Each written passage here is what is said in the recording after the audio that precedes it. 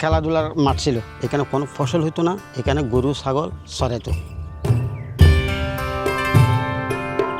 নদী পাশে থাকার পরেও আমরা কি চাষাবাদ করতে পারতেছি না। প্রায় বিগত 2-10 বছর এখানে চাষ হয়েছে না, আমাকে বেড়াকে দিছে।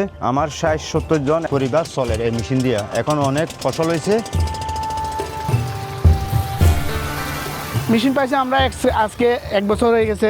আইও চাই দান চাই আইও আইও এই পুরো মাঠটা আমরা নিজে কাজ কইরা এটা ফসল বাইর করছি।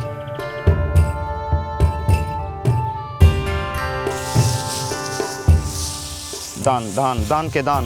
ছোটো থেকেও দেখি না, এখন এই বয়সে পর্যন্ত এই প্রথম দেখলাম আমরা এই চাষাবাদগুলা।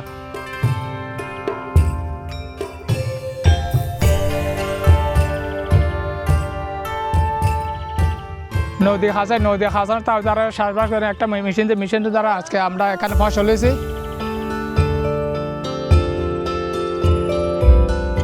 এখন আমরা শুধু পানি দিতে আছি, আর কোনো খাঁচা নেই।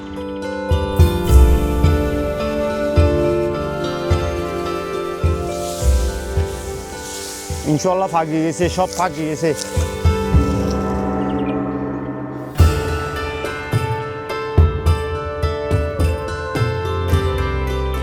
ফ্যামিলি বাড়াতে পারবো। এখন 60 জন, ইনশাল্লাহ আমরা পরবর্তী আরও 80-90 জন করতে পারবো।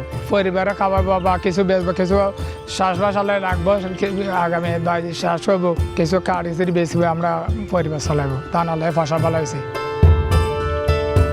উঁচল জায়গায় একটা পাম্প বসাইয়া পানি নিচের থেকে উঠাইয়া শ্বাস করিবার নিবরে পরে কালে। আমাদের ধানটা অনেক ভালো হয়েছে, আমরা খুশি আছি। আপনাদেরকে আমরা তো বুঝাতে পারতেছি না, আমাদের খুশির তো সীমা নেই।